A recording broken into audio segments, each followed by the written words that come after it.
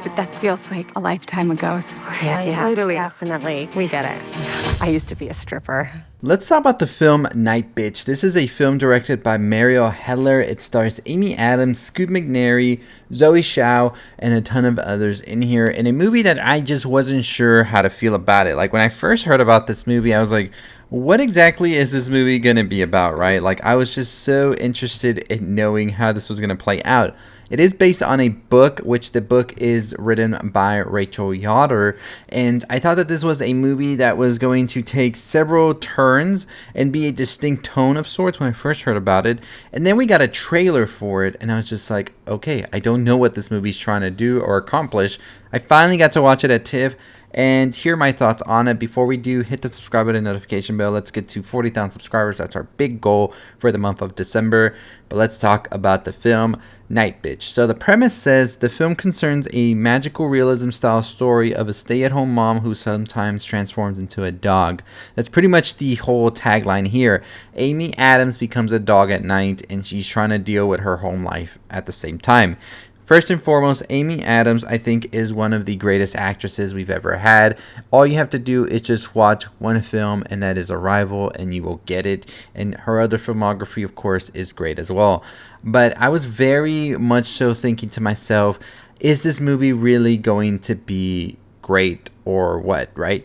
So one of the things here is that Marielle Heller is a great director, honestly. Like when you really look at her filmography, she has films such as The Diary of a Teenage Girl, Can You Ever Forgive Me, A Beautiful Day in the Neighborhood, and now Nightbitch. So pretty much apparent that Marielle Heller is able to really pull a story together, and I think she accomplishes that in Night. As outlandish as the premise and everything is, it still stays grounded. It still is able to really feel like a true story of a mother, a wife, but most importantly, a woman just trying to sort of figure herself out. She has lost her identity, and she is pretty much going back to almost primal instincts, trying to get it back. And at that core, this is what that movie really is about. And Amy Adams really does an amazing job at keeping a balance between having these very outlandish scenes where she's becoming a dog and all of this, but at the same time, these very emotional and I would almost say vulnerable positions she is in, as well as this mother who doesn't seem to know who she is anymore, who she was before she became a mother, before she became a wife. Who was this woman? And that's pretty much what you follow in this story. Scoot McNairy as well, not to say anything less of his performance, he does an amazing job as well here. There's some scenes with both Amy Adams and Scoot McNairy where they're going back and forth and bickering, and almost feels very realistic of what you would see a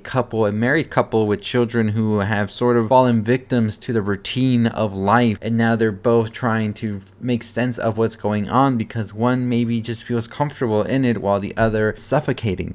And I thought that that was such a great performance from both of them here, and really was moving at times, this movie, I will tell you that. I do see some of the people that didn't really vibe with it talk about the sort of tonal shifts and stuff like that in it, and maybe some of the things not hitting the mark as strong as they should, but I think this movie really just was always going to battle these things because the tones are very much so all over the place. But I think that's the only way you can tell the story, because it is these different feelings that one has, right? You're sad one day because of everything, you're mad, you're laughing at the situation, and I think for the most part Marielle Heller and the cast here handled those tones very well. I think that there was never a problem, in my opinion, with the way that they were doing everything. There was never a moment in here where, I don't think there was ever a moment here where I didn't really feel for these characters or understood where they were coming from. I think that there was definitely always a great sense of these characters are dealing with all of this, and they're just trying their best to figure out how to move forward in the best way possible. And I thought that that was such a great way of showcasing it, as well as some of these scenes that Marielle Heller was able to accomplish here. This is a movie that I think is definitely not what you expected from the trailer. The trailer does give it more of this like very, I would say, comedy of sorts. It does have its comedic moments, but for the most part I think it is more philosophical when it gets into it and really dives deep into it. There's some comedic moments for sure, no doubt about that in my mind, but I think that what this trailer that they released does is it kind of sets you up to think that the whole movie is going to feel like a running joke when it really does get very serious, and it does get kind of depressing at times when you really think about the situation the characters are in. So I'm just giving you that fair warning about it all right here. It is still a great movie. It is still one of my favorite films I watched at TIFF. The crowd I watched it with all loved it, and we all just definitely had a great time with it. It gave Amy Adams a standing ovation as well, which was great to see because I think Amy Adams deserves it. I think she is phenomenal in this and everything she's in, and I'm excited to see more of Amy Adams in the future. I have not looked into the book that Rachel Yoder did write that this movie is based on, and I definitely do want to look into it and see the differences and all of that and what made it onto the film. But Marielle Heller really said that it really touched her writing this film as well during a Q&A during TIFF, and I do need to upload all those Q&As I have from TIFF because I have a ton of those in my phone and it's taking up a lot of space. So I'll probably try to upload as much as I can before the end of the year and just start fresh next year as well. So stay tuned for that. But overall, this is a movie I think is worth checking out. I think the performances here are great, especially from Scoot McNairy and Amy Adams.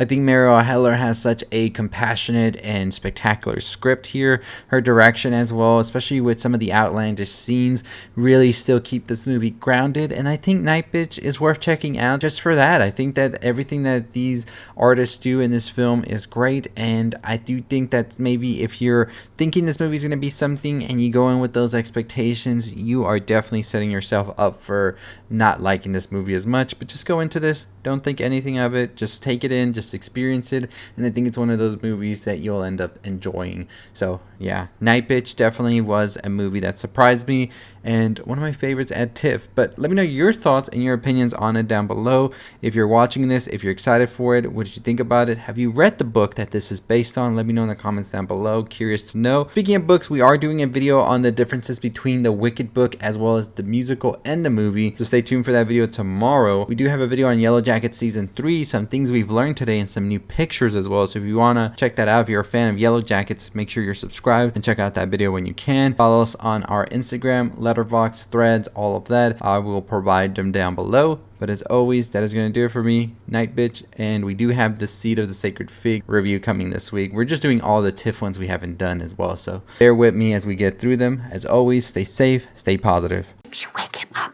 I will rip your throat out. Okay, for what it's worth. I would kill to stay home with him every day.